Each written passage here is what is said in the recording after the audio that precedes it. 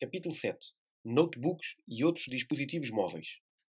Vamos começar por ver as características destes equipamentos. Começamos pela mobilidade. Ora bem, em IT, mobilidade significa o quê, no fundo? Mobilidade é nós podermos ter acesso às informações, e como saberão, o mundo hoje é feito da partilha de informações, a partilha de recursos através da internet, e, portanto, mobilidade significa nós termos acesso a essas informações ou a esses recursos em diferentes locais, sejam eles em casa, no escritório, na rua, num transporte público, e, portanto, quando falamos de mobilidade, falamos disto.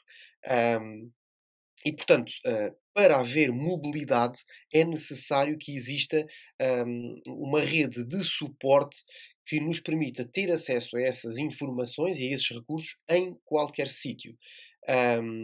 Qual é que é a limitação da conectividade que nós temos? É essencialmente a disponibilidade de acesso à rede. Nomeadamente, quando estamos fora de locais que têm uma infraestrutura de rede própria, quando estamos na rua, por exemplo, ou num transporte público, em que estamos mais dependentes das redes móveis. E, portanto, são elas que nos limitam aqui um pouco a nossa mobilidade. Portanto, onde quer que exista rede, nós podemos usufruir dessa dita mobilidade. Ora bem, o que é que caracteriza os dispositivos móveis? Então, eles são energeticamente autónomos, portanto, porque eles têm fontes de energia próprias, nomeadamente as suas baterias, que são recarregáveis. Geralmente estes dispositivos móveis são pequenos e leves, e não necessitam de qualquer periférico extra para funcionar. Portanto, eles são autónomos em termos de funcionamento e em termos de energia. Reparem que em relação aqui aos geralmente pequenos e leves, nós passamos por uma grande inversão da tendência dos equipamentos. Lembram-se da primeira geração de telemóveis que existiu em Portugal, em que eram muito grandes, tinham uma mala associada que fazia de bateria. Depois, entretanto, foram ficando cada vez mais pequenos, ficaram de tal forma pequenos que já havia muita gente com alguma dificuldade em carregar nas teclas de tão pequenas que elas eram, e depois, com o aparecimento dos smartphones, como que se deu aqui um ponto de inflexão na diminuição do tamanho dos equipamentos e passámos a ter os equipamentos de novo a crescer, e hoje temos um conceito que são os phablets, que são ali uma mistura entre um smartphone e um tablet, que já tem um tamanho generoso quando comparado com os telemóveis que nós usávamos há uns anos atrás, antes da geração de smartphones, que eram bastante mais pequenos. Em relação aos notebooks, são nada mais, nada menos do que computadores semelhantes e com a mesma capacidade computacional de um desktop, portanto, de um computador de secretária, mas tem esta grande característica que é a questão da mobilidade. Portanto, eles integram num único equipamento aquilo que num computador de secretária está presente em quatro componentes, que são eles o CPU, portanto a torre do computador, e depois um monitor, um teclado e um rato. No caso de um laptop ou de um notebook, ele é integrado todo dentro do mesmo equipamento, portanto, que é a estrutura que nós conhecemos habitualmente. Ora, à semelhança dos computadores de secretária, um notebook pode funcionar ligado à corrente, mas tem esta vantagem de poder ser usado à bateria e, portanto, não estarmos dependentes de estar num local com corrente elétrica. Oferecem as mesmas opções de conectividade que um computador de secretária, como é o caso da rede Ethernet, rede Wi-Fi, Bluetooth e por aí. E também oferecem ligações a outros dispositivos através de USBs, HDMIs, e ainda têm slots de expansão, exatamente como têm os PCs desktops. Simplesmente são computadores iguais a um desktop, contudo, são estruturas completas em termos de teclado, rato, monitor e CPU. Mas de resto têm as mesmas características, a mesma funcionalidade e é exatamente igual. Em relação aos smartphones, os smartphones têm sistemas operativos próprios, que são projetados tendo em conta as características do próprio smartphone.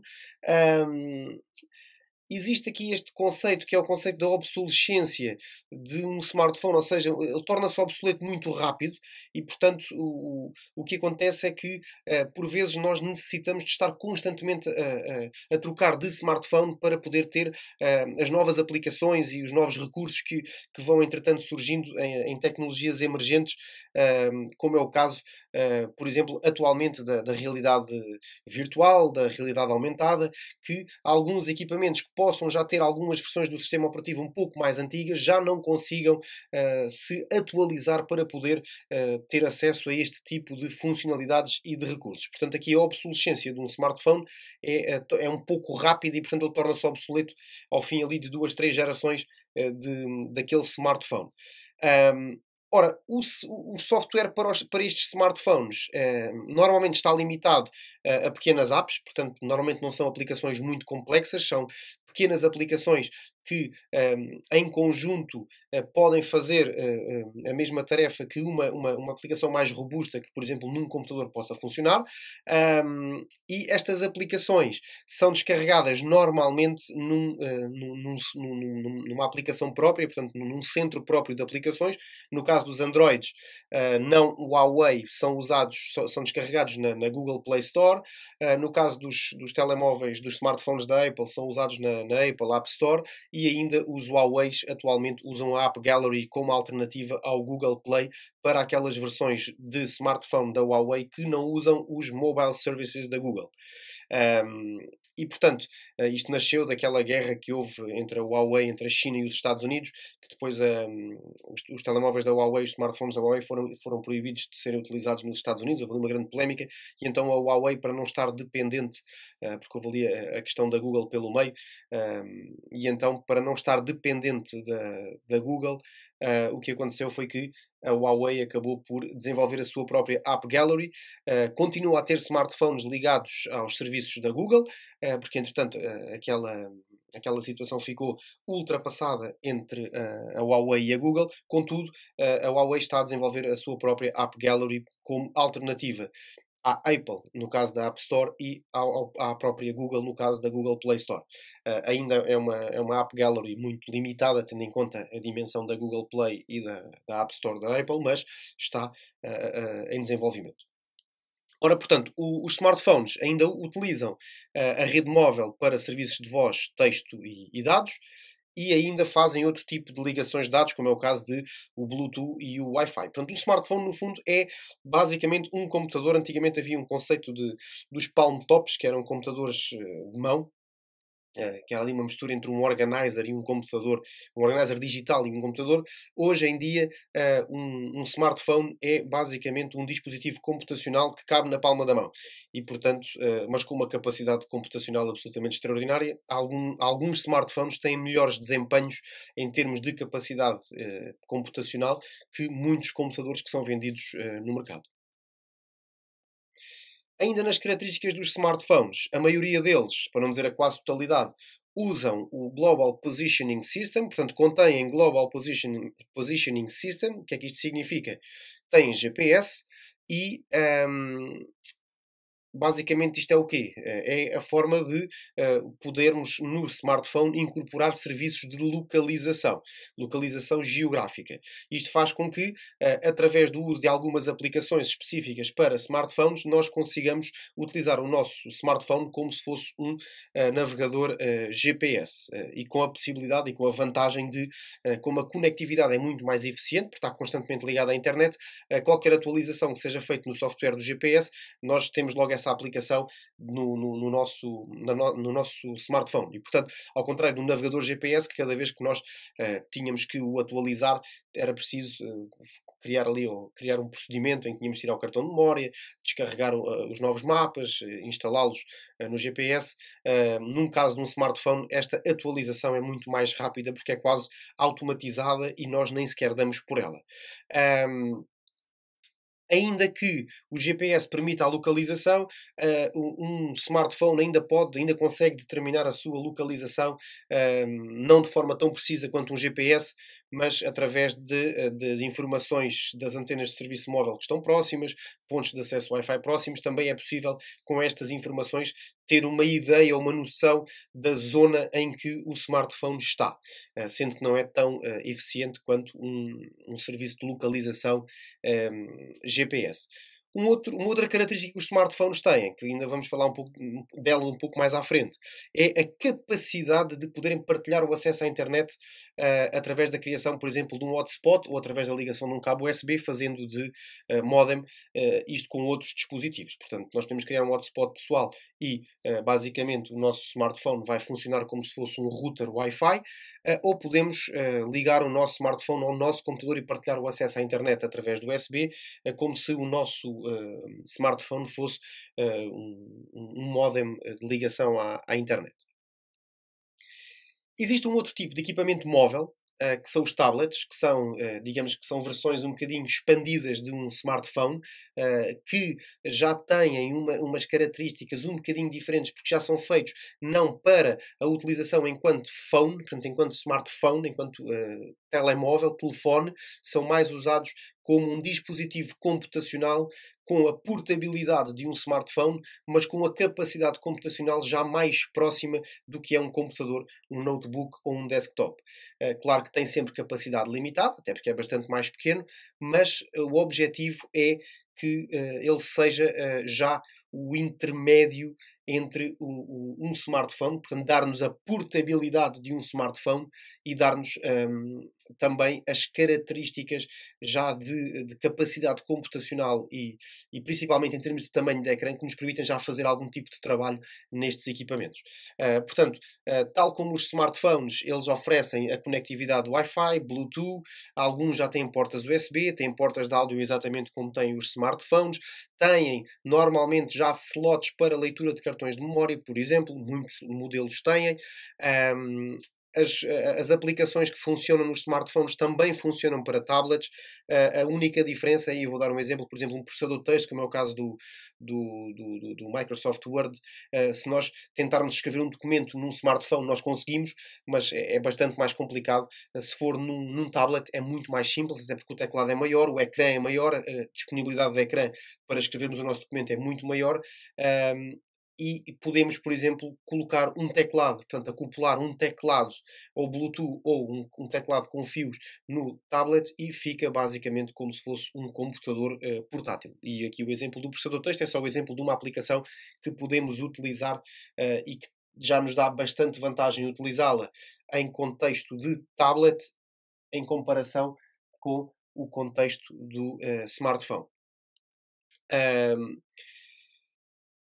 Apesar de alguns smartphones, apesar de alguns tablets terem GPS, ainda existem bastantes tablets que não têm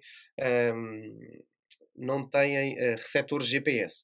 Agora, em termos de rede móvel, há tablets que incluem portanto, um slot para colocar um cartão SIM e terem acesso, por exemplo, a uma rede de dados móvel, mas muitos tablets não têm esta capacidade.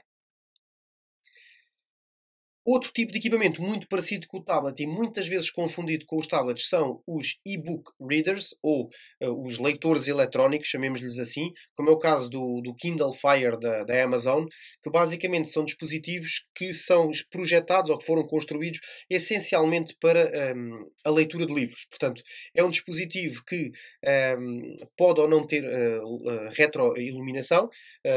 Os originais não tinham retroiluminação e a experiência visual do Kindle Fire, do primeiro modelo, era uma experiência visual muito próxima daquilo que era um livro. Portanto, o ecrã não tinha aquele brilho, às vezes cansativo para os olhos, é um ecrã muito próximo daquilo que é, em termos visuais, uma folha de papel. E, portanto, ele é muito utilizado para precisamente a leitura de livros.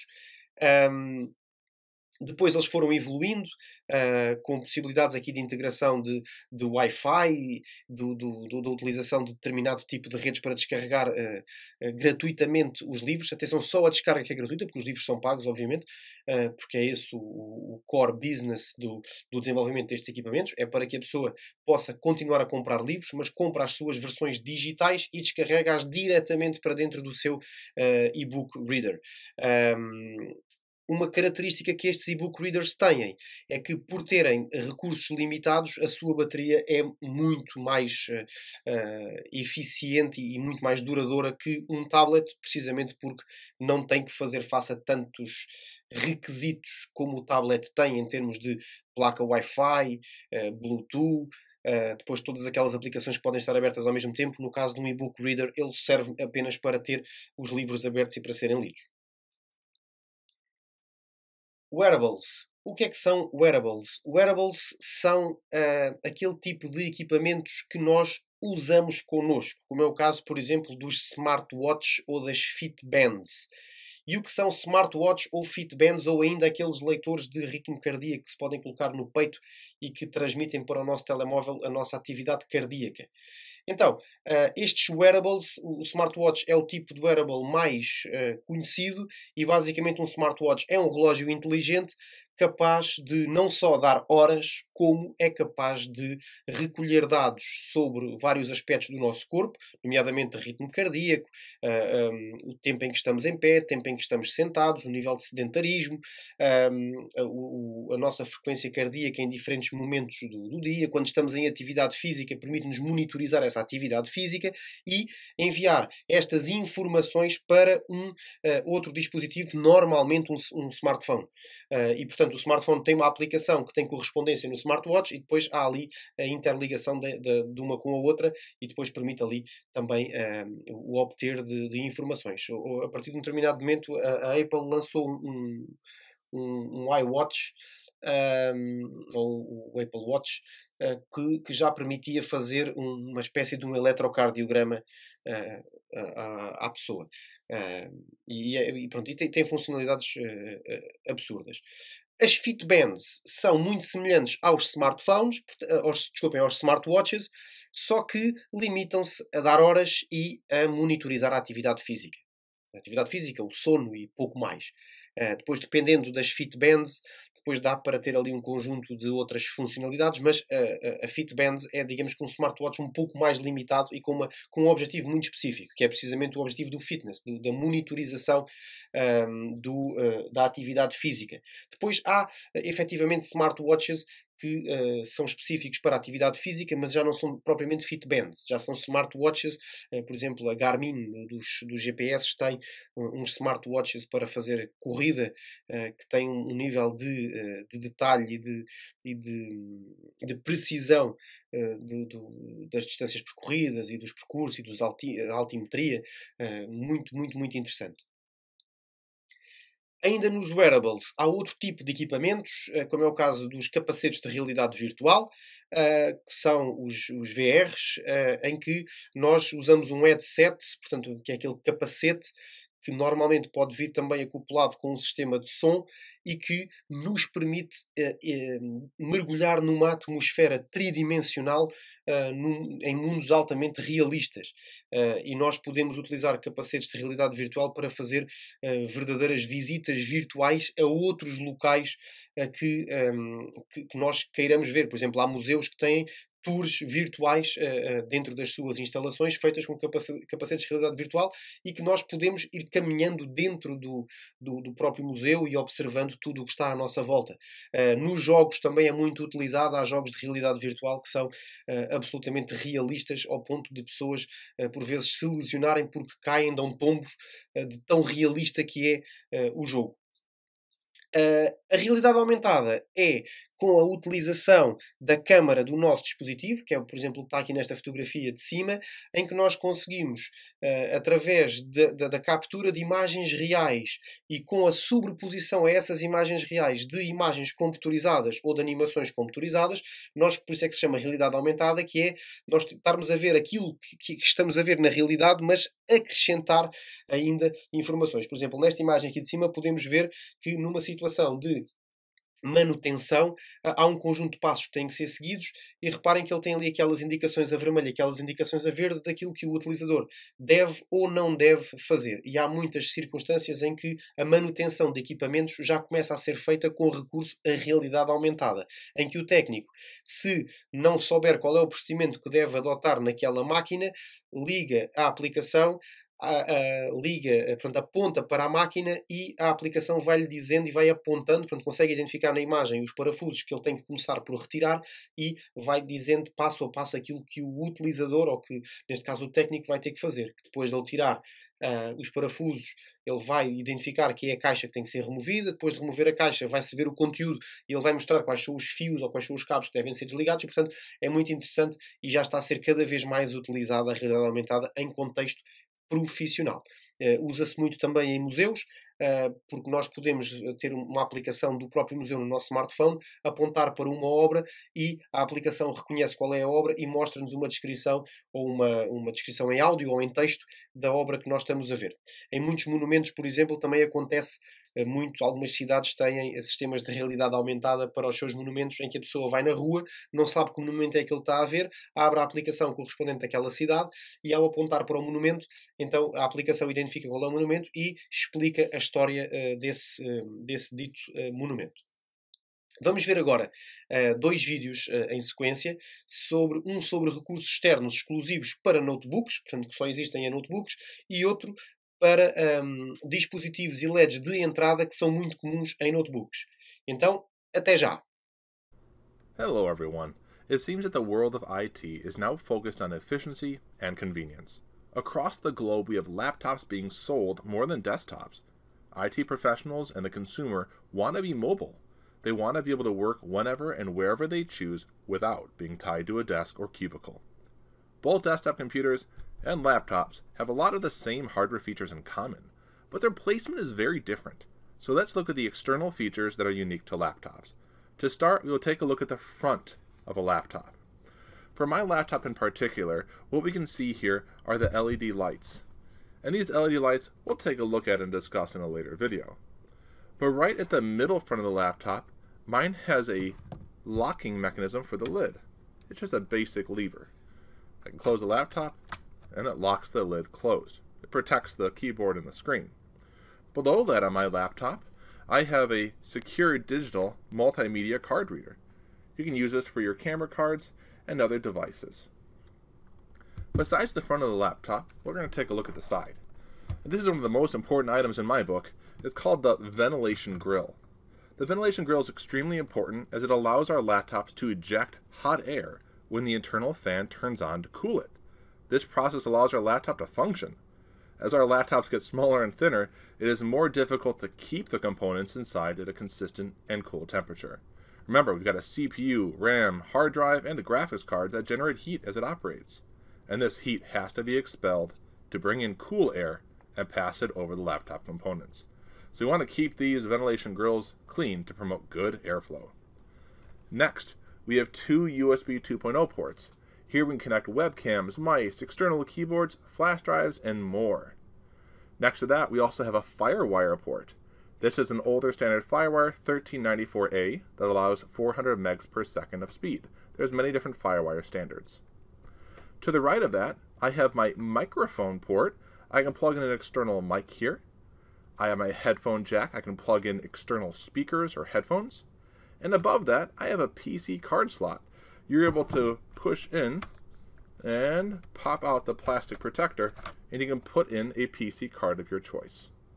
I'll slide that back in there and take a look at another side of the laptop.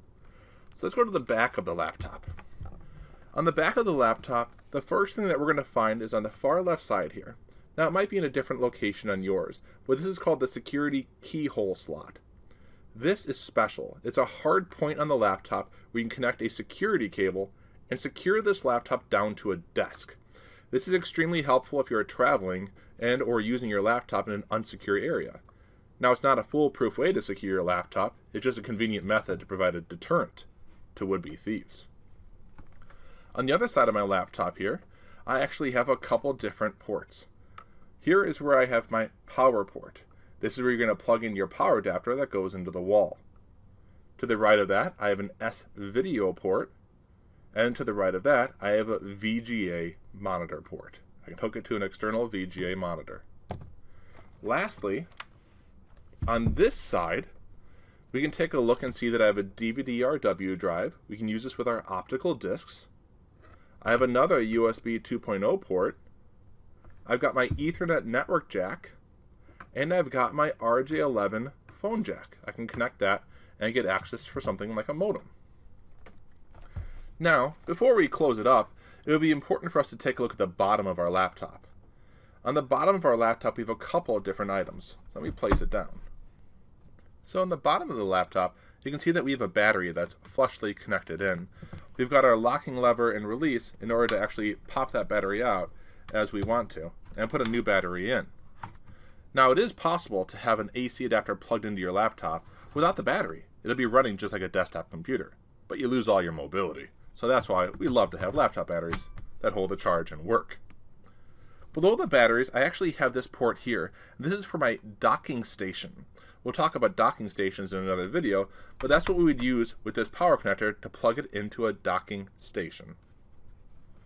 Now, besides talking that, we have these screws here with these compartments.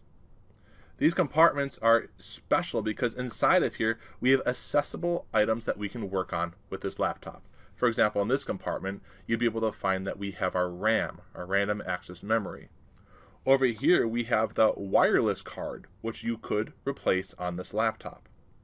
And replace it rather easily, actually. Down below over here, this is where the hard drive is if you'd want to replace that. All these components are available because of this easy access component panels. Now we see all these grills here just like we saw on this side. These are ventilation grills like we discussed earlier. Over here is where the actual fan is that's going to be sucking in air from the bottom of the laptop and ejecting it out the side over here. Now on some laptops you may find other slots on the bottom of the laptop. But take a look at the laptop you have nearby and also do some research on what exists on the internet. There's many more ports and connectors than even this laptop has, and also some of the new laptops may not have some of the ports that we discussed. So thanks for watching, and go and explore. Let's look at the common input devices and some LEDs that we may find on an open laptop. So we'll take a look at these everyday essentials, shall we? I'll open up my laptop, and the first thing we'll take a look at is here at the top of my screen. Like, well, something's wrong. What's missing? Well, what's missing at the top of my screen on my laptop is I don't have a video input device, which is a webcam. I also don't have an audio input device, which would be a microphone. But up here, what is at the top of my laptop screen is antenna for my wireless network card. These wireless network cards, you'll usually find them down below underneath your keyboard, and they'll be attached to your motherboard somewhere under here. Those wires from that wireless network card will go up the side of that display into the top, like I had showed you. So that's the common item. So when your laptop lid is open, you'll have a good wireless signal. Now, to continue on, we've got this touchpad. And our touchpad is where we can, of course, move our cursor. This is an input device for your mouse. We have our left click, our right click, and look at these lines. This is called the scroll zone. With the scroll zone, it's just like being able to scroll up and down with a mouse wheel on an external mouse. I can scroll up and down on web pages and things like docs. Now, continuing onwards, we want to take a look at some of these keys here and what we have and don't have. The first thing you'll notice is I don't have a 10-key keypad attached on the right side of my laptop. Some of our larger laptops will have a 0 through 9 10-key keypad. For mine, they're actually built in to my normal keys. For example, if I were to hold the function key, I could then press 7, 8, or 9, and it will do, in blue, 7, 8, 9. Also, we can see that J is 1, K is 2, L is 3, and so on. That's my keypad. It's integrated into my current keyboard when I hold down that function key. As we continue on and talk more about the function keys, we'll zoom in a little bit and go to the top. At the top of my keyboard, we'll see that I can hold the function key and use F3. F3 is the moon, which is the sleep symbol that'll put my computer to sleep. F4 is going to send my display to an external output or mirror what's on my laptop display to an external output. Think connecting to a projector or an external monitor. With function in F8, which is a battery, I can actually see my battery status on the screen. Function F9, that's going to turn down my screen brightness, helps me save battery life. F10 will increase my screen brightness, we need better visibility. F11 is going to control your ambient light sensor. You can turn it on or off. The ambient light sensor allows your screen to automatically display what it thinks is best for the room conditions you're in. On the top right side, we've got our number lock, brake, and we've got 2 more keys here, print screen and system RQ. Really top right, which you'll notice here, is a little microphone symbol. This is actually my audio in. My laptop does have an integrated mic, which is right there. Besides those function keys, what I'd like to show you is the keys at the top of the laptop. These keys are special. They're going to be based off of the type of laptop that you've purchased, and these are known as capacitive. It's capacitive touch, because when I press on that audio button, it's going to automatically mute. Now it's capacitive. It doesn't push down like a key on a keyboard. It just senses your touch. This is a scroll capacitive touch for audio volume level. Scrolling to the right will increase volume. Scrolling to the left will decrease. On the far left, I have customizable buttons. I have an info button that I can set in software on my computer. Then I've got a presenter button that I can set in software. The presenter button is different than function F4. The presenter button, I can click on that and have that change my power plan or settings on my laptop. In the middle, I have my wireless status indicator. These can also be capacitive as well to disable or enable your wireless networking adapter. So to close it up, what we want to take a look at is some of the LED lights besides these capacitive items at the top, and then of course a power button there with a power light on it. But what we're going to do is take a look at the bottom of my laptop keyboard. I've got my wireless network LED. I've got my power LED for powered on. I got my battery charging indicator LED. My hard disk activity light for my hard drive. Now on the other side, all the way over here, what we'll find is this interesting little contraption. This is going to be a biometric fingerprint scanner, and that is another input device. We can utilize this for authentication. These fingerprint readers can authenticate your laptop when you log in to the operating system, or even used by applications for you to authenticate within an application or on a website that requires special software. Now, with everything we've taken a look at with this laptop, it's going to be different from other laptops that you're going to find, because every vendor and every model are going to be a little bit different. But as you proceed in your journey towards being an IT professional, I hope you feel more comfortable understanding the common input devices and LEDs of a laptop computer. Componentes dos laptops. Motherboards. Ora bem, vocês recordam-se quando falámos sobre os computadores desktop, nós falámos que existiam padrões de fabrico das motherboards. As micro ATX, as mini ITX, as ATX, e portanto, o que é que acontece? Acontece que, no caso dos computadores portáteis, as motherboards não obedecem a nenhum padrão. Ou seja, o formato e o tamanho da motherboard são chamados proprietários, ou seja, são da responsabilidade de quem o fabrica. Porquê? Porque quem fabrica os portáteis vai fabricá-los no tamanho específico que quer. E o desenvolvimento dos componentes internos é feito em função desse tamanho. E por isso não existe um padrão ou um conjunto de padrões para as motherboards dos portáteis, porque elas são chamadas então de proprietárias, portanto são desenvolvidas pelo próprio fabricante e não obedecem a nenhum padrão de desenvolvimento ou de tamanho.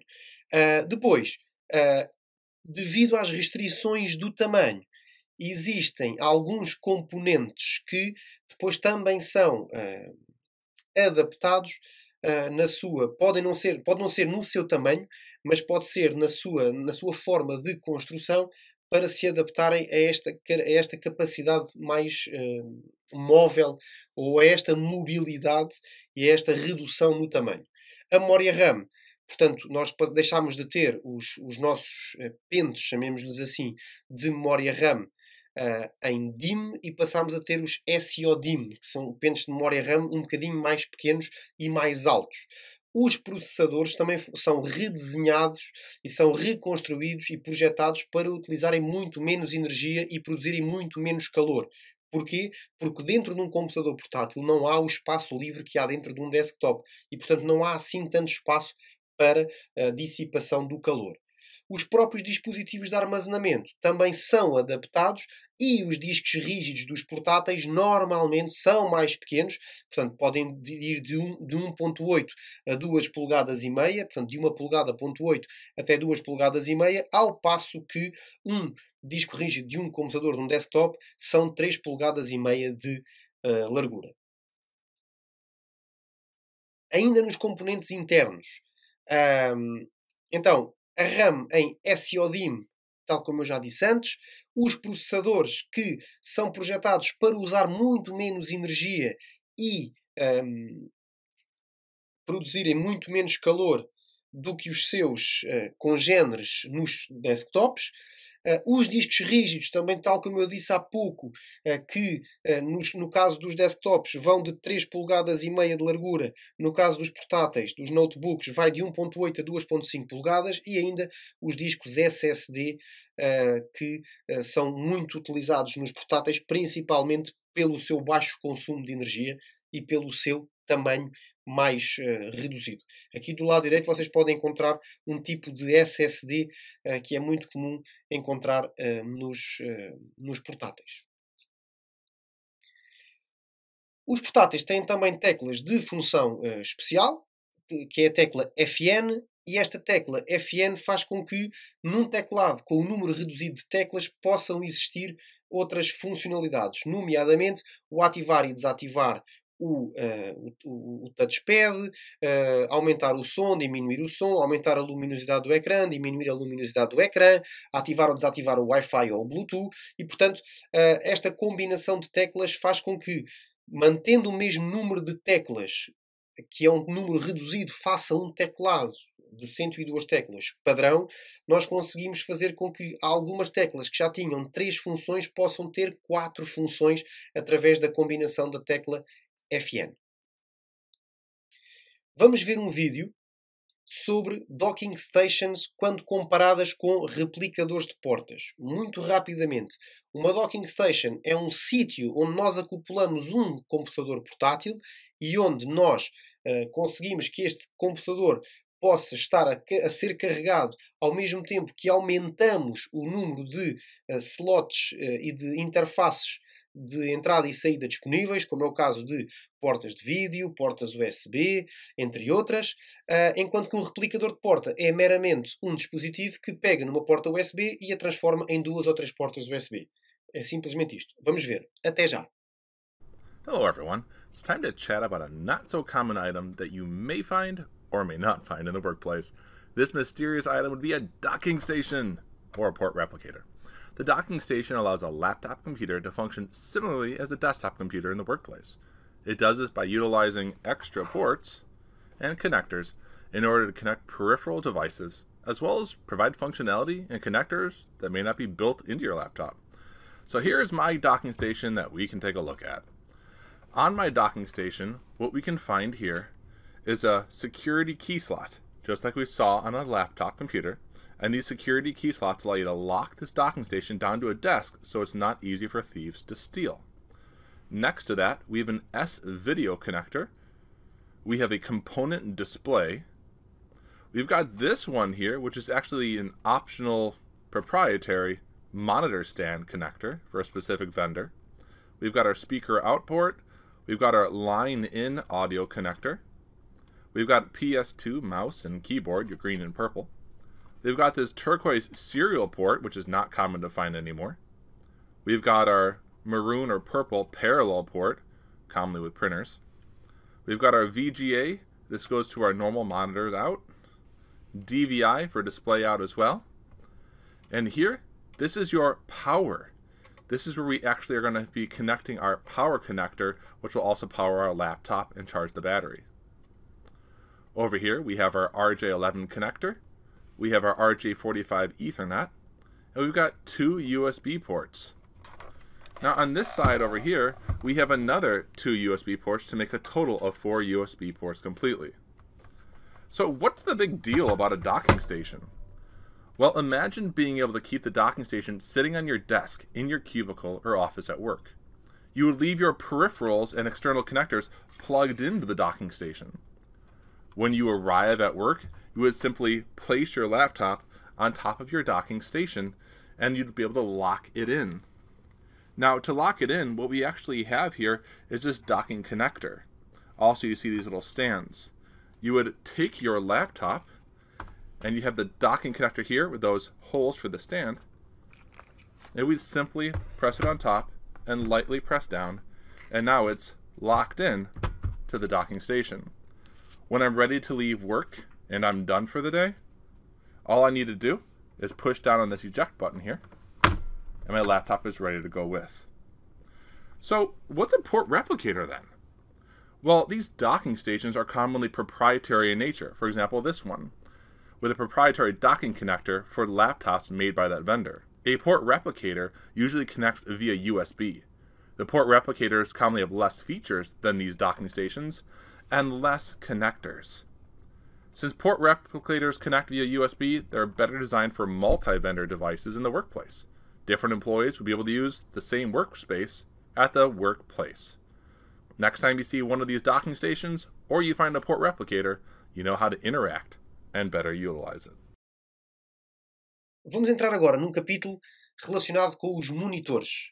E nos monitores vamos falar aqui um bocadinho sobre estes três tipos de monitor, sendo que os dois primeiros causam sempre aqui alguma confusão, mas eu vou tentar explicar isto de forma bastante detalhada para que não fiquem dúvidas em relação à diferença entre um LCD, portanto um monitor LCD, um monitor LED e um monitor OLED. Então, vamos começar. O que é que significa LCD? LCD significa Liquid Crystal Display. E, basicamente, é o quê? É um monitor em cristais líquidos.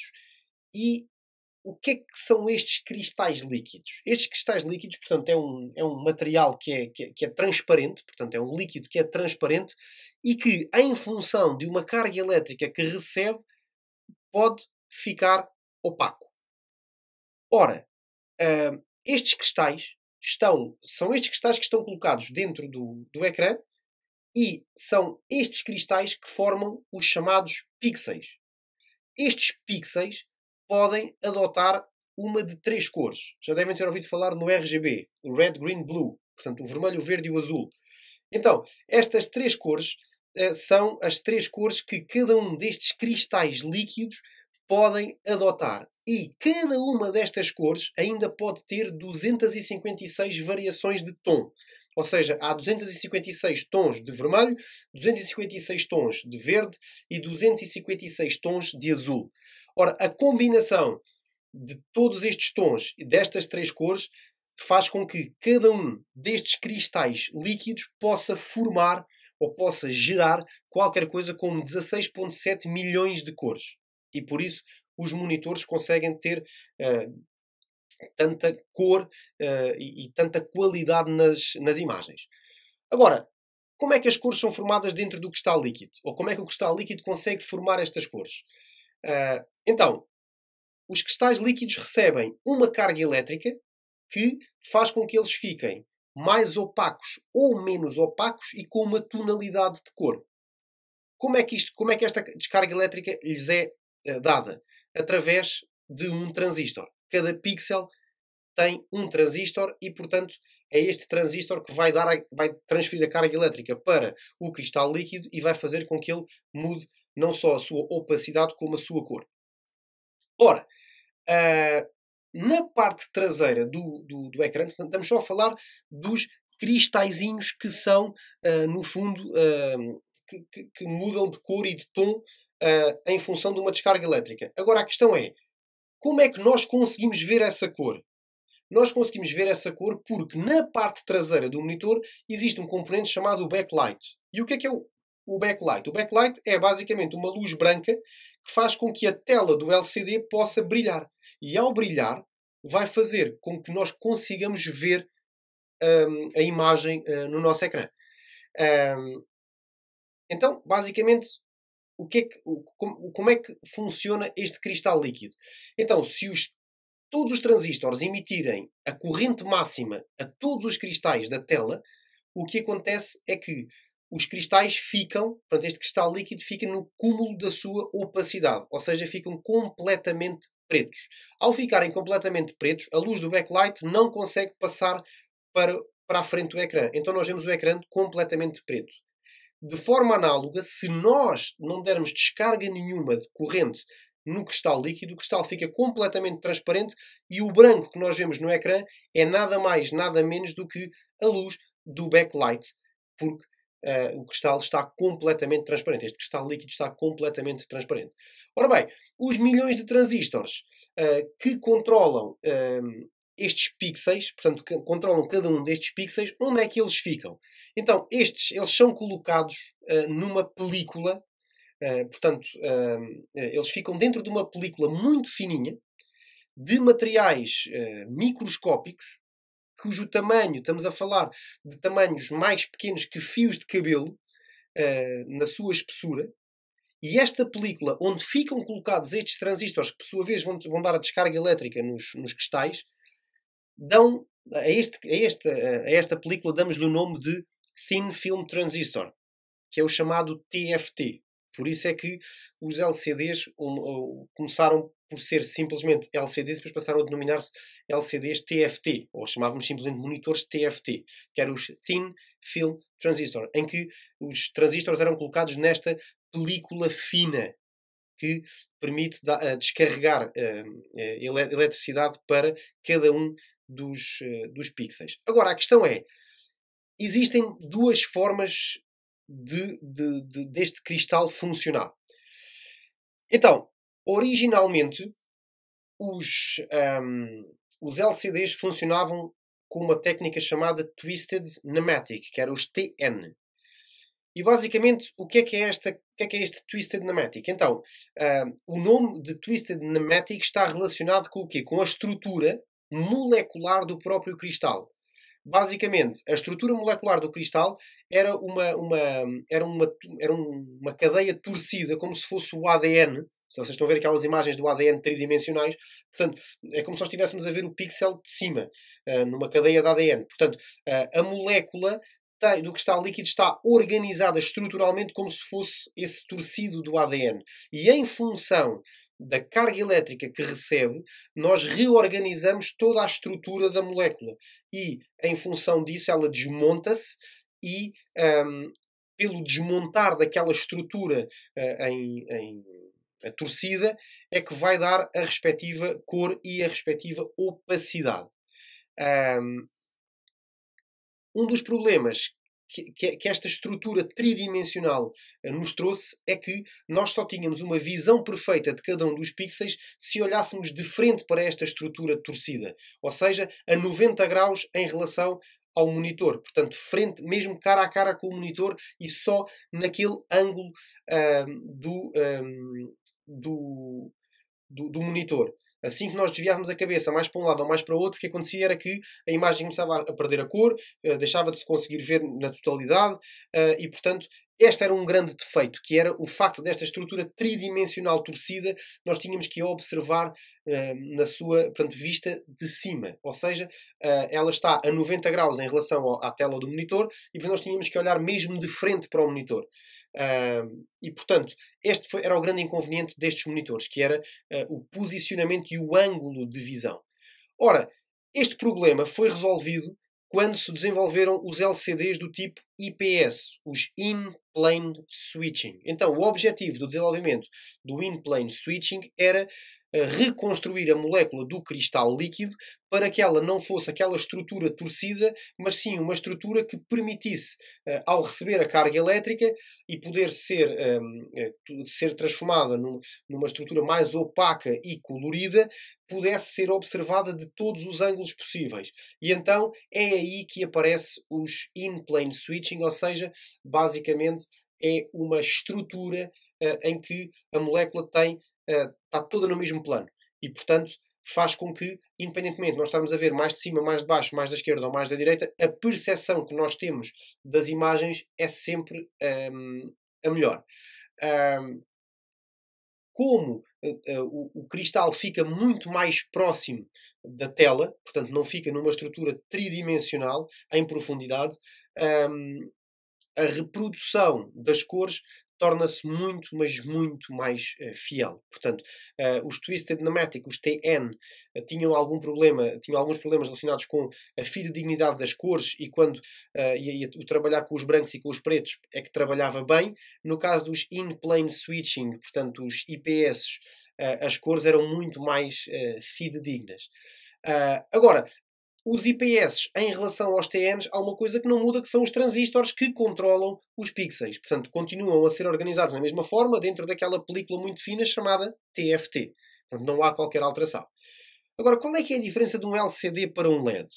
O LCD para o LED, a principal diferença está exatamente na forma de alimentação da luz. Portanto, no backlight. Porque enquanto o backlight de um LCD usa um tipo de lâmpada fluorescente que é chamado CCFL, no caso dos monitores LED, essa iluminação é feita através de LED. Então, enquanto o LCD é iluminado por uma lâmpada fluorescente, o monitor de LED é iluminado por LEDs, portanto, por lâmpadas de LED. Esta iluminação pode ser feita em LEDs, pode ser feita num painel completo por trás da tela com filas de LEDs, ou pode ser colocado toda à volta do monitor e ilumina dos quatro lados do monitor. Vantagens e desvantagens do LCD em relação ao LED. Portanto, o LED para já usa muito menos energia e o tempo de vida útil de um LED é superior ao tempo de vida útil de uma lâmpada fluorescente, aquelas CCFL, como eu acabei de dizer. Outras vantagens e desvantagens. A produção destas lâmpadas utiliza mercúrio. Portanto, utilizarmos LEDs tem a vantagem de deixarmos de utilizar o mercúrio, gastamos muito menos energia com LEDs e conseguimos fazer monitores muito mais finos porque os LEDs são muito mais pequenos do que aquelas lâmpadas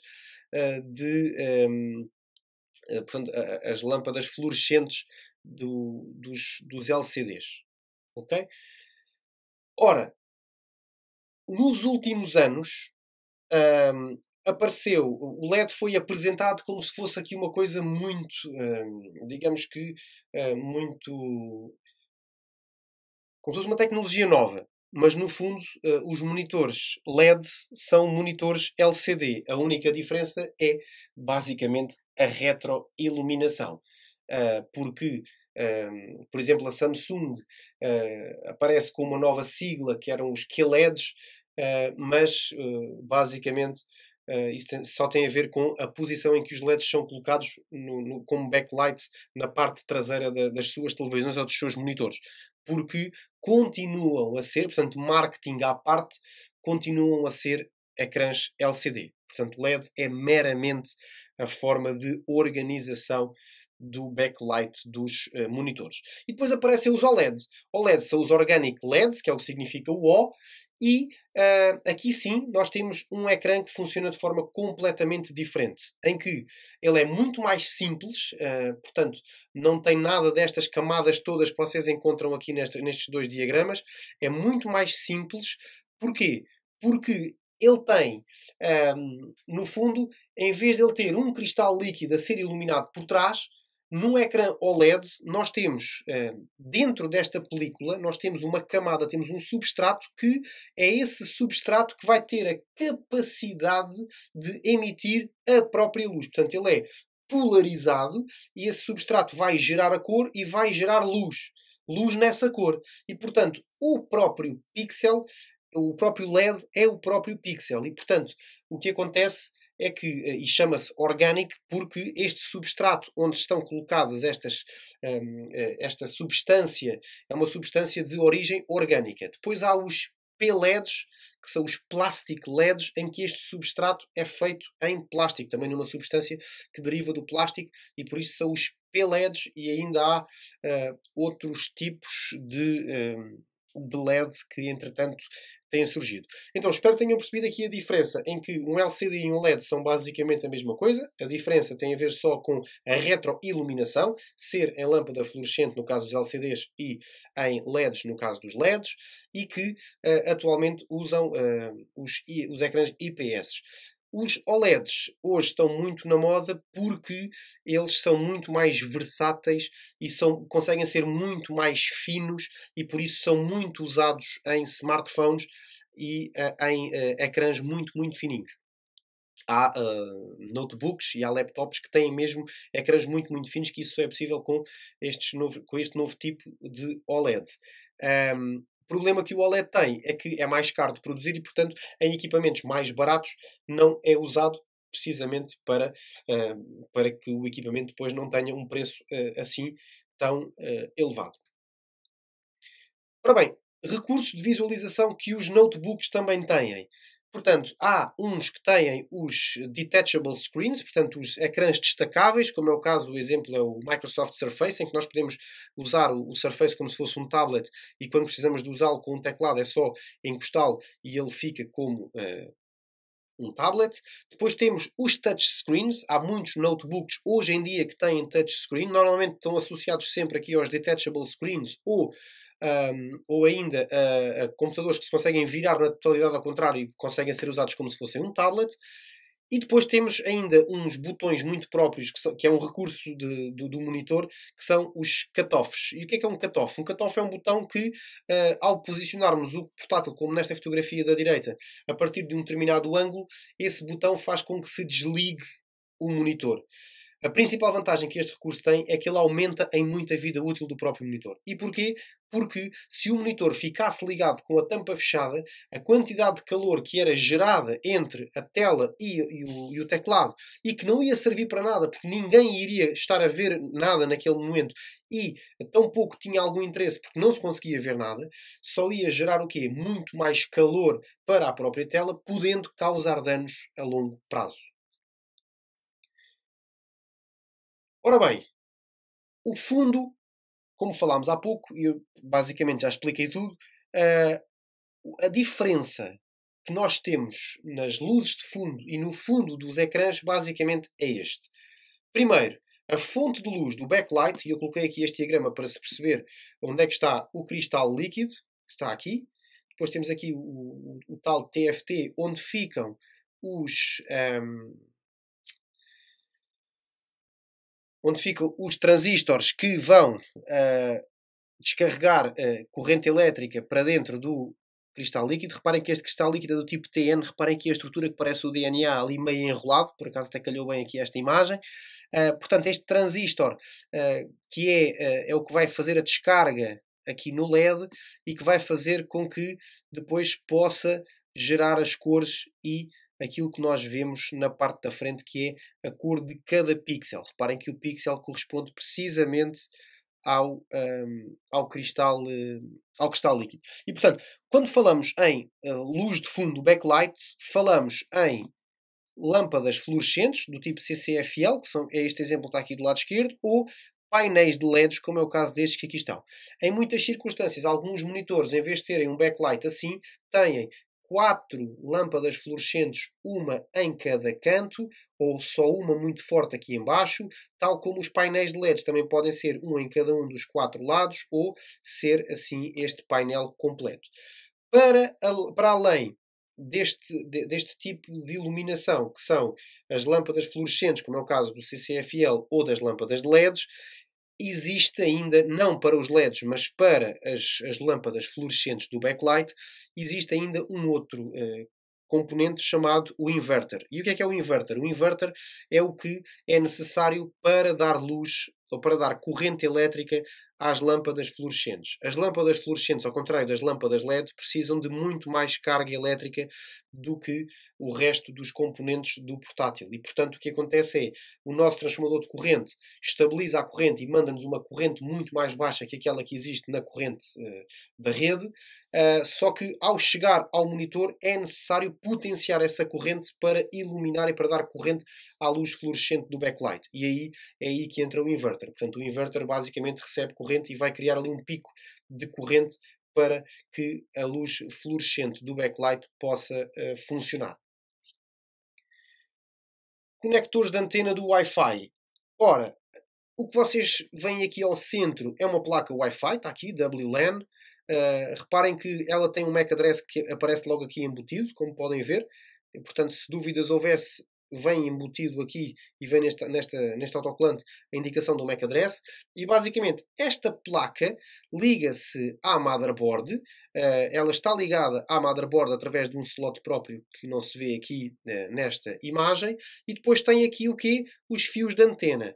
E os fios de antena saem da caixa, saem através da caixa, portanto passam aqui ao lado, e vão entrar na zona onde está a tela, vão passar ao lado da tela e a antena normalmente posiciona-se lateralmente em relação ao monitor. Portanto, normalmente os monitores depois têm aqui a webcam ao meio e dos lados, de um lado e do outro, têm as antenas Wi-Fi. Portanto, as antenas Wi-Fi costumam situar-se por cima do ecrã. Isto tem uma explicação, que é o facto de quando nós levantamos a tampa do monitor, é o ponto mais alto da nossa caixa, do que temos à nossa frente, é precisamente o topo do monitor. E é aí que se situam as antenas do Wi-Fi. Portanto, o Wi-Fi é composto por os guias dos cabos que passam ao lado do monitor, os cabos de antena e as próprias antenas, os cabos que vão desde a placa Wi-Fi até à parte de cima do nosso monitor, onde se localizam as antenas. Outros componentes que os computadores portáteis também têm, os notebooks têm, são os microfones e as webcams. Por norma, o microfone fica situado próximo da webcam. São aqueles dois furinhos que ficam de lado em relação à webcam. Mas há marcas que colocam o microfone na zona do teclado ou na lateral do próprio notebook. Mas normalmente, ou por defeito, o microfone interno está localizado próximo da webcam. E a webcam está colocada no sítio onde fica o mais em frente, digamos que numa expressão mais comum, fica mais cara a cara com o utilizador se ficar no topo do ecrã, e por isso é aí que ela é colocada. Neste exemplo da fotografia não é o caso, mas há computadores, portanto há marcas de computadores portáteis que têm uma tampinha para que nós possamos tapar fisicamente a câmara para o caso de alguma aplicação que, sem a nossa autorização, possa ativar a câmara. Vamos ver agora algumas configurações que podem ser feitas. Então, existe a configuração e definição de energia, ou também chamada de gestão de energia, o Power Management, que tem, ou que é regulada pela interface de energia e de configuração avançada de energia, que é a ACPI, que é a Advanced Configuration of Power Interface. Então, estes padrões da interface de energia e configuração avançada são usados para criar uma ponte entre o hardware e o sistema operativo. E basicamente o que ele faz é, ele tem um conjunto de padrões de estados e que permitem melhorar e muito a gestão da energia para garantir que o nosso computador e a nossa bateria têm a sua vida útil potenciada. Então, existem estados de energia globais, que vão do G0 ao G3, os estados no sleeping, que vão do S0 ao S5, e já vamos olhar aqui para o que é que isto significa. Depois existem estados de energia dos dispositivos, que vão desde o D0 ao D3, energia do processador, que vai do C0 ao C3, e depois existem também estados de desempenho que são combinações dos restantes estados. O nosso sistema operativo dá-nos como opções de energia apenas 3 estados, que é o estado de sleep, de hibernação e de shutdown. Shutdown é o computador completamente desligado. Sleep é o computador está em stand-by, está ligado, mas em stand-by e pronto a funcionar em qualquer momento. E o de hibernação é quando ele portanto, é guardado um ficheiro no nosso computador com as informações do estado em que o computador está naquele momento, as aplicações que estão abertas, os ficheiros que estão abertos, e o computador é encerrado para a poupança total de energia. Em sleep ele está a gastar, ainda que menos, mas está a gastar energia. Em hibernação está a gastar muito, muito menos energia. E em shutdown simplesmente não está a gastar energia ou está a gastar uma energia muito residual. Então o que é isto dos estados do ACPI, neste caso os estados de sleeping, que vão do S0 ao S5? Por exemplo, o estado S0 diz-nos que quando o estado de sleeping é o zero, é o estado zero de sleeping, o computador está ligado e o processador está em pleno funcionamento. No estado de sleeping 1, o processador e a memória RAM continuam a receber corrente, mas não estão a ser. Os dispositivos que não estão a ser usados estão sem energia. Portanto, apenas o processador e a memória RAM continuam a receber corrente elétrica. Depois, no estado de Sleeping 2, o processador está off, está desligado, mas a memória RAM continua a ser atualizada.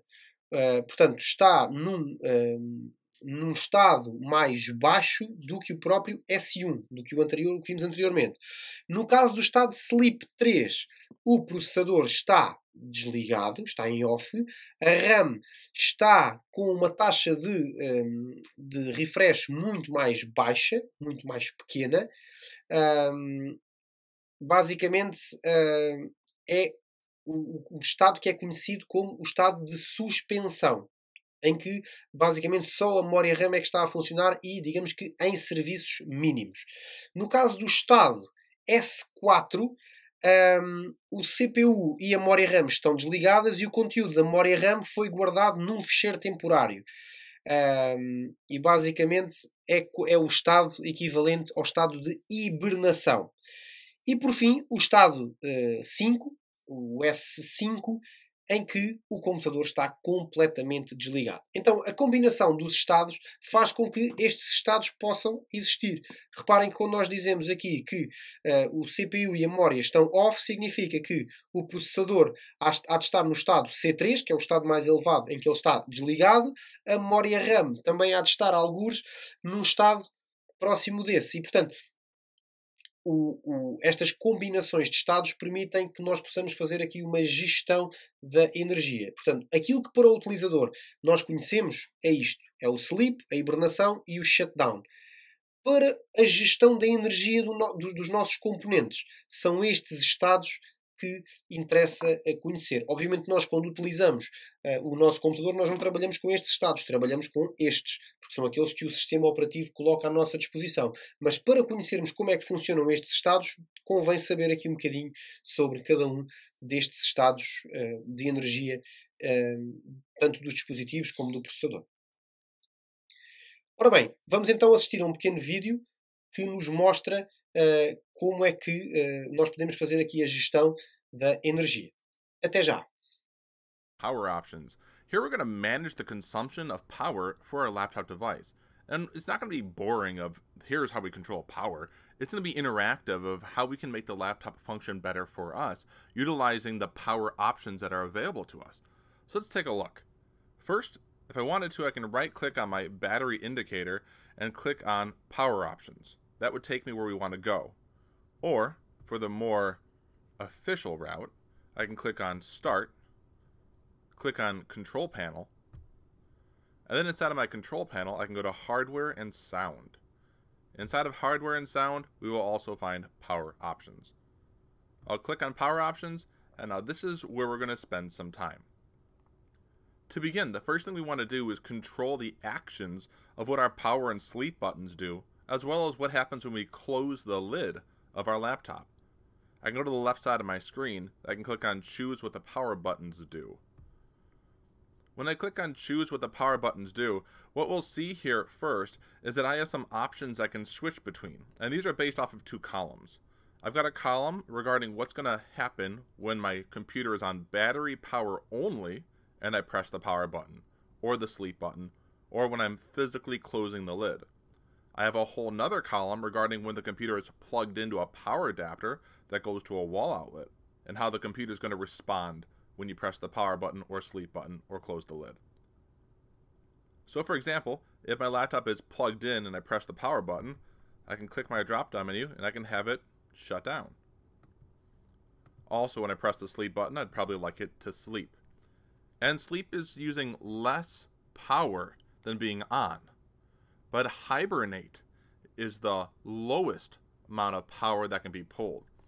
The system state will be saved to the hard drive when you select hibernate.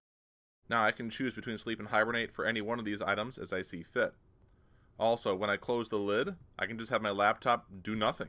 The display would turn off, but the computer would still be running full power and going. But of course, we can compare and contrast how we want to design this based off of the column of on battery versus plugged in. Down below, I have some shutdown settings here. I can actually click my little shield up here, which is User Account Control, UAC, and it gives me the access to the settings down below. Fast Startup is similar to a hybrid hibernate. It uses the hibernate system file for us to be able to recover back that allows us to recover faster than a hibernate, but then again it's going to use more power than a normal hibernate. We have our sleep option as well as a hibernate option, and of course just being able to lock our machine. When we're done with these settings, we can go ahead and click Save Changes, and now we're back to our general power options screen. At this time, what we want to do is take a look at a power plan. We're in the power plan menu by default here in power options, but what I can do is I can click on Change Plan Settings, and we'll see that for our plan of balanced, we can adjust our screen brightness, the actual time delay of when our screen will be turned off. Once you move your mouse cursor or push a key on the keyboard, it would come back on. Or also, for inactivity, how long until we put the computer to sleep. Putting the computer to sleep saves us some battery power, but not as much as that fast startup or hibernate, or turning the computer off. Also, regarding screen brightness, we can control the default brightness level when we're running on battery, or when we're plugged in to a power outlet. At this time, it's time for us to go a little bit deeper into our plan settings, and I want to show you some of the powerful options you can have regarding saving battery life and optimizing your usage. I'm going to click on Change Advanced Power Settings. Inside of Advanced Power Settings, we want to focus on literally physical characteristics that can change. For example, the plan I'm on right now is Balanced Active, and you can create other plans and use different plans. With the plan of Balanced Active, I can change how many minutes until the hard disk is turned off. Or for even more settings, I can go and expand wireless adapter settings and the power saving mode, and I can choose regarding performance of my wireless adapter card depending on if my laptop's running on battery or running off of a wall outlet. This allows you to really customize that power usage depending on how mobile you're actually being. Outside of the wireless adapter settings, I could even scroll down and go to the battery settings, and this is extremely important. In the battery settings, which I can expand, I can actually set levels for alerts regarding when my battery is marked as having a low battery level or even a critical battery level. So for example, I can expand critical battery level, and I can choose the percentage for when my laptop should notify me that it has critical battery left. And even better, once that critical battery percentage is hit, I can actually control the action. I can expand critical battery action, and I can have my computer automatically, if it's running on battery only, without being plugged in, I can have that automatically shut down the machine. So I'm not going to have to worry about having errors on my machine by just powering off randomly because it finally runs out of battery. If it's plugged into a wall outlet, I can just have it go straight into a sleep or hibernate, or even do nothing. Maybe I just plug into the wall outlet and I'm expecting it to charge very quickly and higher than that critical battery alert. We have a lot of customization we can do here, and we have a lot of fine tuning. So make sure that you play with your own power options, customize your laptop to work as best for you and your work environment, and become that awesome IT professional.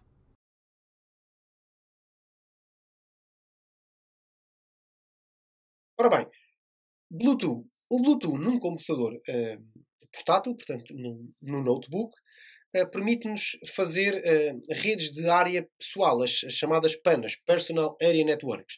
Ora, o Bluetooth tem três classes. A mais comum é a classe 2, com um alcance de cerca de 10 metros. O Bluetooth vai na versão 5, portanto, é a última versão que existe, sendo que a 4 é a mais comum e que já tem recursos muito avançados. A grande inovação que o Bluetooth 4 nos trouxe foi a criptografia de 128 bits. A autenticação por PIN já existia.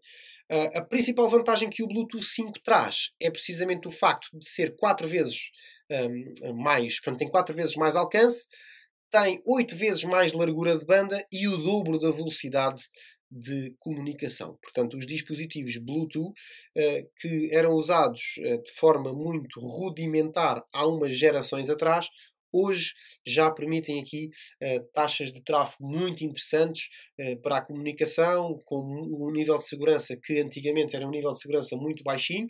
Agora, há que não esquecer uma coisa. Quando nós fazemos a ligação Bluetooth a um equipamento, nós temos que emparelhar o equipamento. E o que é isto do emparelhar? O emparelhar é estabelecer ligação. A grande vantagem que o Bluetooth tem é que nós emparelhamos um dispositivo e sempre que este dispositivo é ligado nas imediações do outro, eles emparelham automaticamente. Este emparelhamento é que, dependendo do tipo de equipamento, pode ter necessidade de algumas informações extra. Ou seja, quando nós quando tentamos emparelhar dois dispositivos que têm capacidade de input-output, ou seja, por exemplo, dois smartphones ou um smartwatch com um smartphone em que eu consigo escrever coisas no smartwatch e consigo escrever coisas no smartphone, é possível, ou por exemplo, quando eu emparelho o meu smartphone com o autorrádio do meu carro, em que é possível que quando eu faço este emparelhamento seja necessário introduzir um código que o meu autorrádio me gera para que eu possa, no dispositivo, garantir que é aquele dispositivo que está a fazer o emparelhamento com o autorrádio, então aí pode haver a necessidade de haver uma autenticação por PIN. Quando são dispositivos que não têm esse tipo de capacidade, como é o caso, por exemplo, de uns headphones Bluetooth, eu não tenho possibilidade de escrever código nenhum no Bluetooth, o que acontece é estes dispositivos têm uma combinação com as teclas, com os poucos botões que têm e que ficam em modo detetável e depois nós ativamos o modo detetável desse equipamento, por exemplo, de uns headphones, e depois no nosso smartphone ou no nosso computador nós localizamos-lo, pedimos para ligar e desde que ele esteja neste modo de detetável, eu consigo ligar-me a ele sem a necessidade deste PIN. Este modo detetável, quando é ativado, por exemplo, nos headphones, é ativado durante 10 segundos, 15 segundos, 20 segundos, não mais do que isso, também para não ficar ali muito tempo e outra pessoa que possa estar nas imediações possa encontrar aquele meu dispositivo em modo detetável e fica emparelhado com o computador dessa pessoa, com o smartphone dessa pessoa.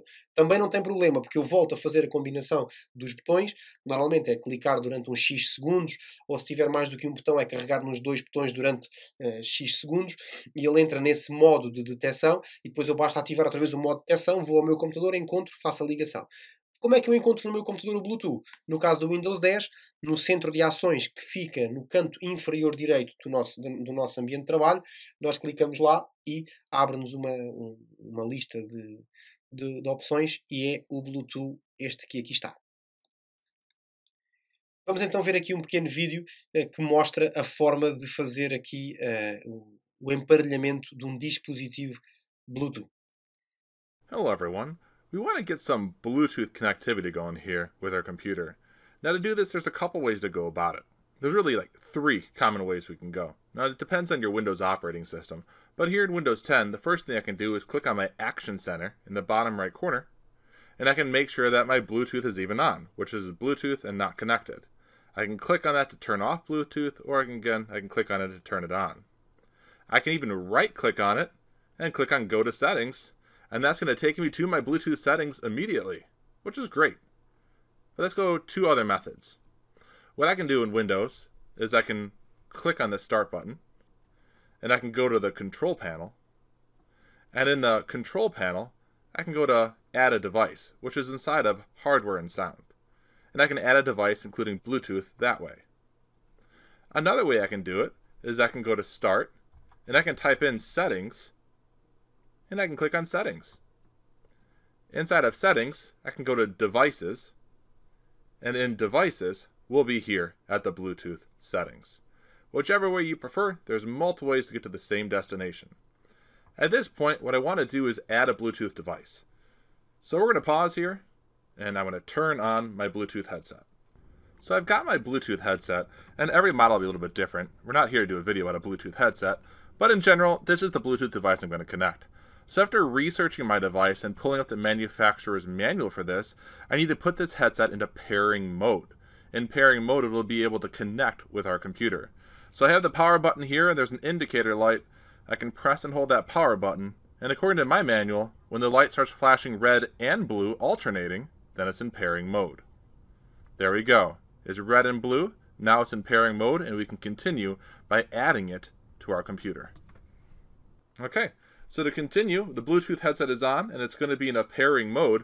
What I need to do now is click Add Bluetooth or Other Device.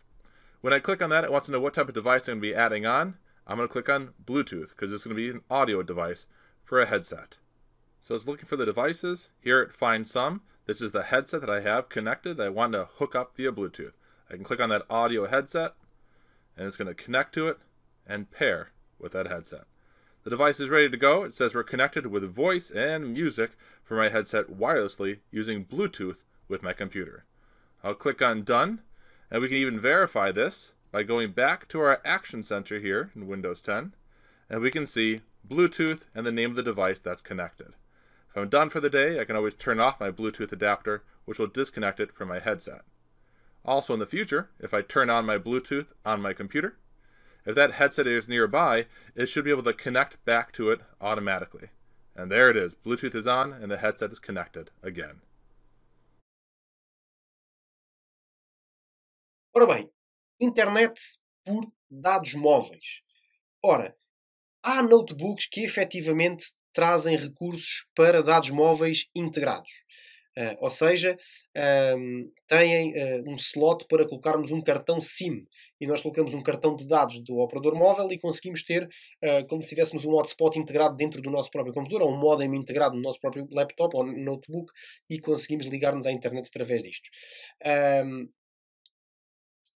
Contudo, nem sempre os notebooks, ou quase nunca os notebooks, trazem esta opção. Atualmente não sei se no mercado ainda existem notebooks que trazem essa possibilidade de ter um cartão SIM acoplado para poderem navegar na internet diretamente pelo operador móvel. Agora, o que é claro é que a maior parte dos smartphones, para não dizer todos, trazem a possibilidade de partilhar a sua ligação à internet através da criação de um hotspot móvel. Este hotspot móvel é ativado, essa rede passa a ter um nome que é o nome do nosso dispositivo, e depois aqui nós podemos colocar uma password que o dispositivo mostra-nos uma por defeito. Isto por acaso é um ecrã de um iPhone, mas no caso do Android é igual. Portanto, o nome da rede é o nome do dispositivo e depois a password é colocada aqui, e nós podemos partilhar a ligação à internet dos dados móveis do nosso dispositivo, no caso smartphone, com um notebook. Uma outra forma é, em vez de ser com um hotspot pessoal, é através da partilha de cabo por cabo USB, em que basicamente o meu computador, o meu notebook, vai detectar o meu smartphone como se fosse um modem e vai ligar-se à internet através do modem. O que é importante que nunca nos esqueçamos é que o custo dos dados móveis é brutalmente superior ao custo da internet fixa que nós temos em casa e que podemos aceder por Wi-Fi. E, portanto, esta questão do hotspot pessoal, a menos que nós tenhamos um plano, um tarifário de tráfego ilimitado, portanto, teremos sempre um tráfego limitado, e quando nós ligamos o nosso notebook à internet, acontecem muito mais comunicações do que aquelas que nós fazemos voluntariamente, como é o caso de navegar na internet, descarregar os e-mails. Portanto, há sempre updates do Windows que podem ser feitos, updates de outras aplicações que nós não vemos, e estamos a gastar tráfego sem nos apercebermos. Wi-Fi. Ora bem, Os laptops, como vimos há pouco, ligam por Wi-Fi através de uma placa Wi-Fi interna. Esta placa Wi-Fi pode ser ligada, por exemplo, por USB, se for uma pen Wi-Fi que se consegue comprar, por exemplo, quando a placa Wi-Fi integrada de um portátil avaria, nós podemos continuar a ter Wi-Fi através de uma pen bastante pequenina que ligamos numa porta USB. É chato porque ficamos sem essa porta USB, mas recuperamos a possibilidade de nos ligarmos por Wi-Fi. Agora, por defeito, os notebooks trazem o Wi-Fi através de placas deste tipo, que podem ser ligadas em slots mini PCI. As mini PCI são as slots mais antigas e só suportam redes Wi-Fi no padrão A, B e G, portanto das mais antigas. E depois existem as placas Wi-Fi mini PCI Express e ainda PCI Express Micro, que são dois tipos diferentes, dependendo do fabricante e dependendo do tipo de notebook que nós estamos a usar. E este tipo de placas Wi-Fi que se ligam por PCI Express Micro ou por mini PCI Express já suportam todos os padrões, nomeadamente o A, o B e o G, que as mini PCI já suportavam, e depois o padrão N e o padrão AC, que é o último padrão, o 802.11 AC, que é o último padrão do Wi-Fi que foi desenvolvido ou que está presente no mercado. Vamos então ver um vídeo com a utilização do centro de rede e partilha do Windows, a ligação a uma rede Wi-Fi, uma rede wireless e ainda opções de ligação. Até já! Hello everyone, it's time to get our laptop hooked to a wireless network. Now there's a couple ways to go about doing this. We can use the wireless network indicator in the bottom right corner, which currently says we're not connected, but there's connections available. Or we can click on Start, and we can search for a control panel. And we can then click on a control panel. Our third option is we could just right click on the Start button, then inside of here, we can go straight to network connections. We can left click on that. We're going to take the long way. We'll click on Start, search for our control panel, and we'll click on Control Panel. When the control panel opens up, we can click on Network and Internet. Instead of Network and Internet, we can see our Network and Sharing Center, as well as we have the option to connect to a network. If I just click on Connect to a Network, it's going to pop up my wireless connections that are available. These are all the wireless networks near me. To connect to a wireless network, I can click on the guest wireless network, which you see has strong signal strength. Then I can click Connect. I could choose to connect automatically when I'm nearby this guest network, or to have to manually connect to it each time I want to. So for me, I'm going to manually connect to it when I want to by unchecking the Connect automatically. I'll click Connect, and I'll type in the security key for the guest Wi-Fi that I'm nearby. I'll click Next, and it's going to ask me a question. Do I want my machine to be discoverable with other devices? This is regarding your device and file sharing and firewall settings. Because this is the guest network, I'm going to go ahead and click No. I do not want to be discoverable for other PCs on the network.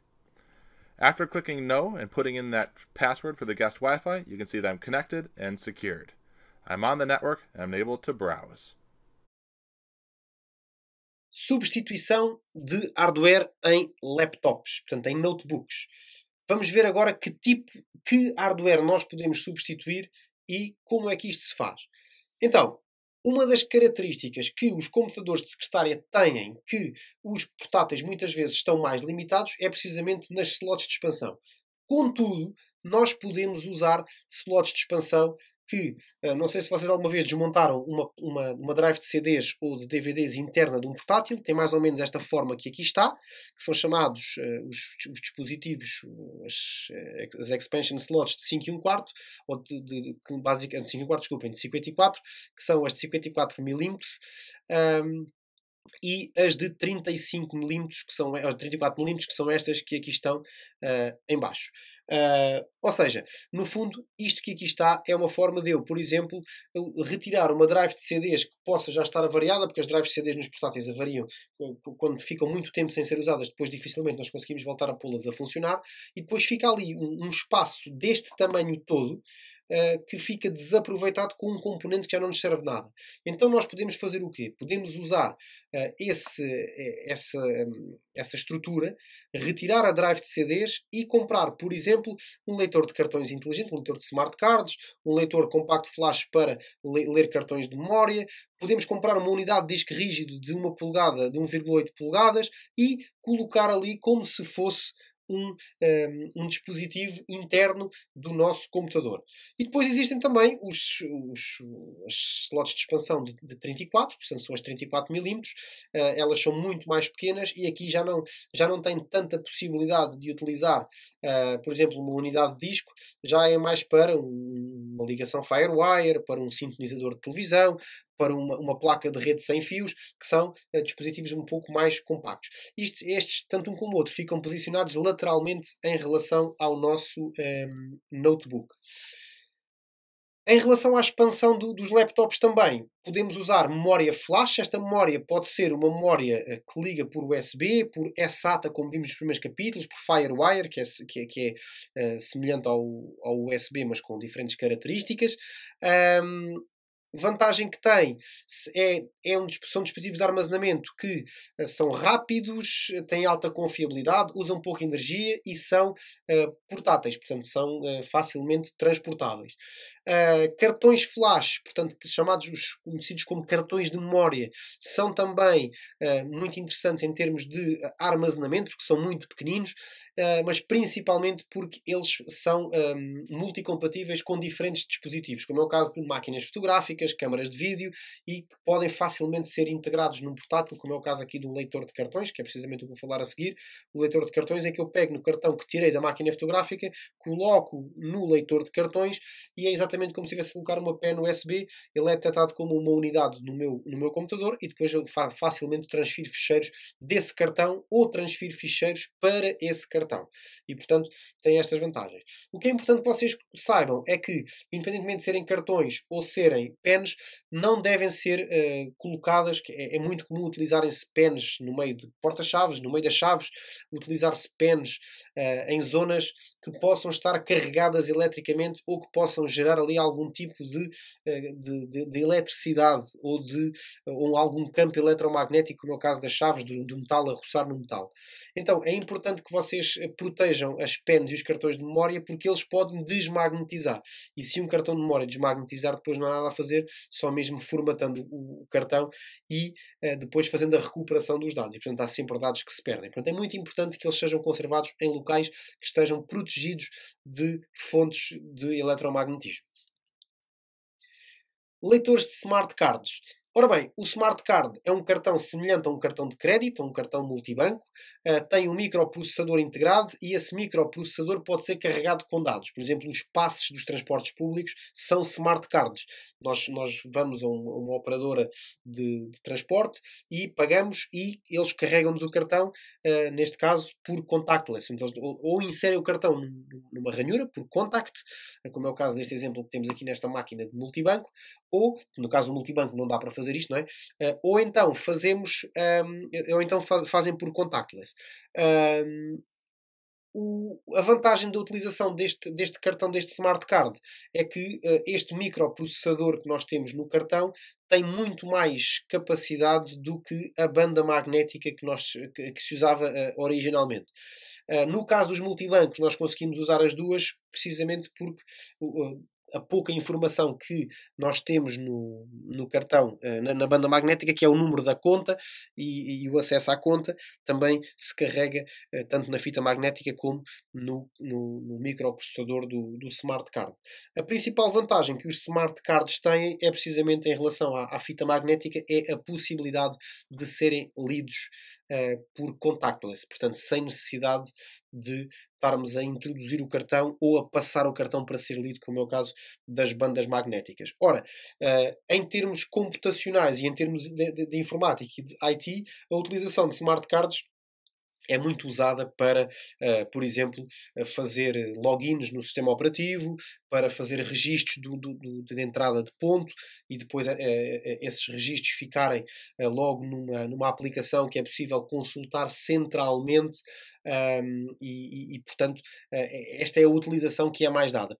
A utilização principal é, sem dúvida nenhuma, o login e o acesso a determinados locais, por exemplo, a abertura de portas e assim.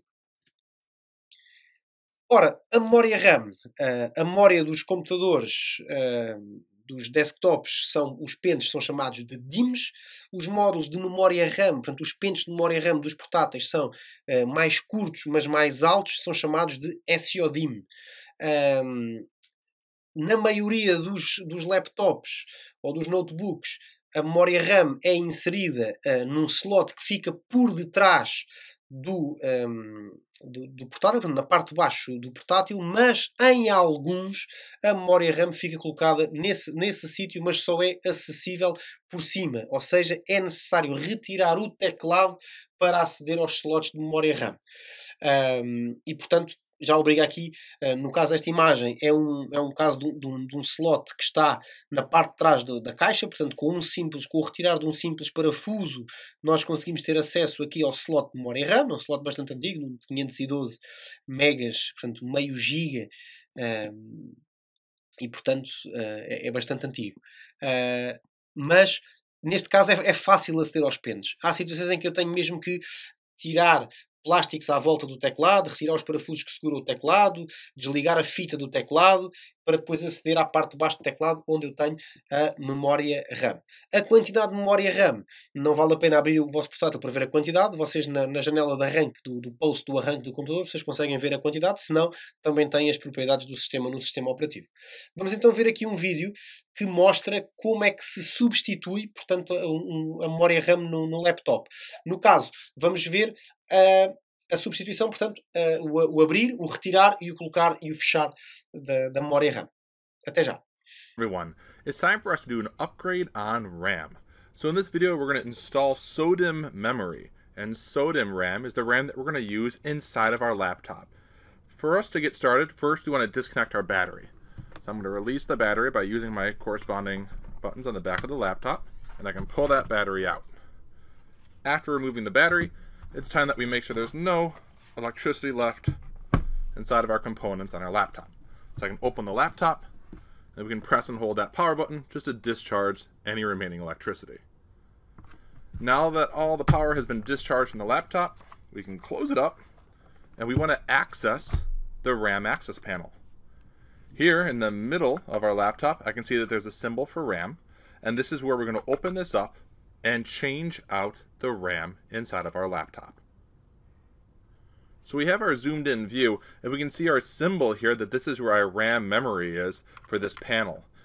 You can see we have some ventilation here to help heat dissipate. Also, there's another screw here that this has a keyboard logo on it. We just need to remove this screw here in order to access our RAM inside of our laptop. So I can go ahead and I'll unscrew it.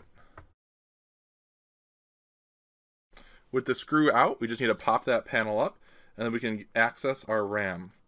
Now the question is going to come into play is, what type of RAM should we be using? Well, that's going to be based off of our documentation. Inside of here, we can take a look and see what type of RAM this is currently. Also, we can take a look at the documentation for the model and manufacturer of our laptop to see which RAM would be recommended to replace it with. Now, to replace this stick of RAM that we see here, we have to take some steps. We've already got the power adapter unplugged from the laptop. We've already removed the battery from the laptop. Now that we have the RAM displayed, I can take these metal clips and I can pull them outward. When I do that, the RAM is going to shift and it pops up at about a 45-degree angle. It's going to be loose, so now I can just take it from the ends and pull it straight out. I can put this on my anti-static mat that we're working on here at this time. So now I would get my new RAM that I'm going to replace the old RAM with. And again, this is going to be laptop memory. This is SODIMM. In comparison, here is desktop memory that I currently have. And you can take a look at the desktop memory size versus the laptop. There's a very big difference there. So you want to make sure that you're shopping for the right type of RAM. I will put it in at an angle. Again, it doesn't have to be precise, but you'll slide it at that angle about 45 degrees. You watch those gold